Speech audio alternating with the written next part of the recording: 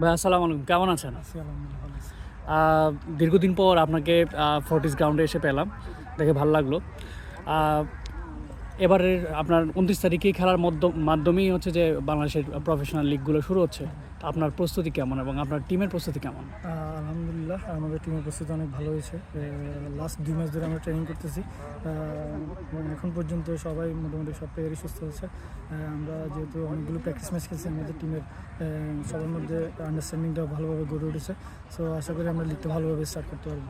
আহ, আপনি ন্যাশনাল টিমে ছিলেন, তারপরে বসুন্ধরা কিংস, এখন ফোর্টিসে এসে আপনার আসলে কেমন লাগছে? ফোর্টিসের টিমমেট প্লাস ফোর্টিসের পরিবেশ নিয়ে কিছু বলতেন যদি। আসলে 40 অ্যাডজাস্ট করাটা আমার জন্য অনেকটা ইজি হয়েছে, কারণ এখানে আসলে আমি চিটাগাংয়ের ছেলে, এখানে কোচিং স্টাফগুলো চিটাগাংয়ের, আর অনেকগুলো চিটাগাংয়ের প্লেয়ার আছে, তার মধ্যে যারা আগের প্লেয়ার আছে ওরা ম্যাক্সিমাম সবাই চেনা জানা। সো অ্যাডজাস্ট করতে বেশি দিন সময় লাগেনি, 3-4-5 দিনের মধ্যে আমাদের অ্যাডজাস্ট হয়ে গেছে।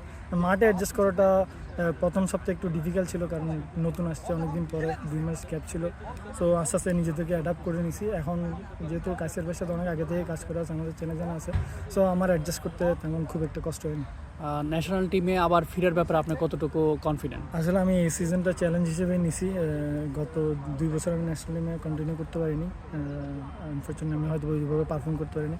সো এই সিজনটা আমি চ্যালেঞ্জ হিসেবে নিছি। ইনশাল্লাহ আমি এই সিজনে আবার আগের ফাহাদ হিসেবে পারফর্ম করে ন্যাশনাল টিমে কামব্যাক করব। ইনশাল্লাহ আপনার জন্য অনেক শুভকামনা রইল। Thank you. ধন্যবাদ আপনাকে।